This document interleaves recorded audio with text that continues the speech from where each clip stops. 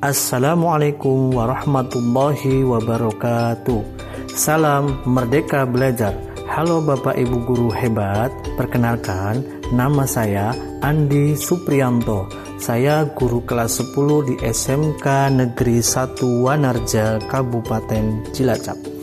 Dalam aksi nyata lewat platform Merdeka Mengajar dengan topik 2 kali ini, saya akan mengambil judul Mengapa Kurikulum Perlu Berubah. Di sini izinkan saya akan berbagi pengalaman. Mohon disimak ya Bapak Ibu Guru semua. Apa itu kurikulum? Kurikulum tercantum dalam Undang-Undang Nomor 20 Tahun 2003 tentang Sistem Pendidikan Nasional Pasal 1/19, yaitu kurikulum adalah seperangkat rencana dan pengaturan mengenai tujuan, isi, dan bahan pelajaran serta cara yang digunakan sebagai pedoman penyelenggaraan kegiatan pembelajaran untuk mencapai tujuan pendidikan tertentu. Atau dengan kata lain, kurikulum merupakan pengalaman belajar murid. Kurikulum itu kompleks dan multidimensi. Kurikulum dapat dimaknai sebagai titik awal sampai titik akhir pengalaman belajar murid. Kurikulum yang baik adalah kurikulum yang sesuai dengan zamannya dan bersifat dinamis, yaitu terus dikembangkan atau diadaptasi sesuai konteks dan karakteristik murid demi membangun kompetensi sesuai dengan kebutuhan mereka. Arif Taylor dalam bukunya The Basic Principle of Curriculum mengungkapkan setidaknya ada 4 komponen dalam kurikulum. Yang pertama, tujuan. Yang kedua, konten. Yang ketiga, metode atau cara. Yang keempat, evaluasi. Apa peran dan fungsi kurikulum? Kurikulum berperan sebagai pedoman dan acuan kita dalam pembelajaran. Fungsi kurikulum bagi guru adalah untuk memandu dalam proses belajar murid. Fungsi dan peran kurikulum: 1. Mewariskan nilai dan masyarakat yang relevan dan masa kini. 2. Mengembangkan sesuatu yang dibutuhkan saat ini dan masa depan. Ketiga, menilai dan memilih sesuatu yang relevan dan kontekstual sebagai kontrol sosial.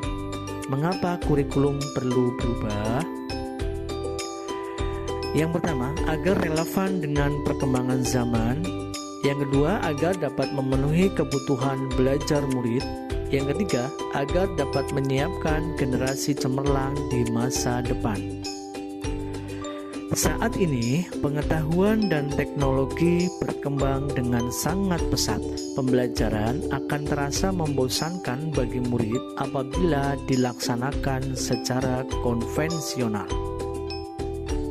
Maka dari itu, perubahan kurikulum diperlukan sesuai dengan perkembangan zaman.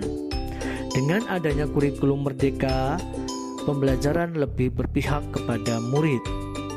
Mengapa kita perlu melakukan adaptasi terhadap kurikulum? Kurikulum memang dirancang oleh pemerintah pusat, namun murid memiliki kebutuhan yang berbeda-beda sesuai dengan lingkungan. Maka dari itu, satuan pendidikan perlu melakukan adaptasi kurikulum dalam pelaksanaan pembelajaran sesuai dengan konteks dan karakteristik peserta didik.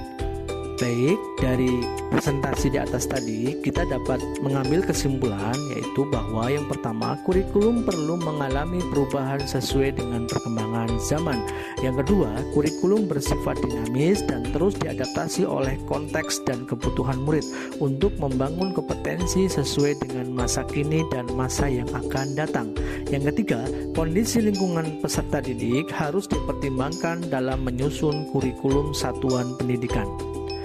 Mengutip kata-kata dari Ki Hajar Dewantoro, pendidikan memberikan tuntunan atau menuntut terhadap segala kekuatan kodrat yang dimiliki anak agar ia mampu mencapai keselamatan dan kebahagiaan yang setinggi-tingginya, baik sebagai seorang manusia maupun sebagai seorang anggota masyarakat. Bapak Ibu guru hebat, sebagai penutup terakhir dari saya, mari bersama-sama kita dukung transformasi teknologi pendidikan di Indonesia. Salam dari saya, tetap semangat mengajar. Salam merdeka belajar. Wassalamualaikum warahmatullahi wabarakatuh.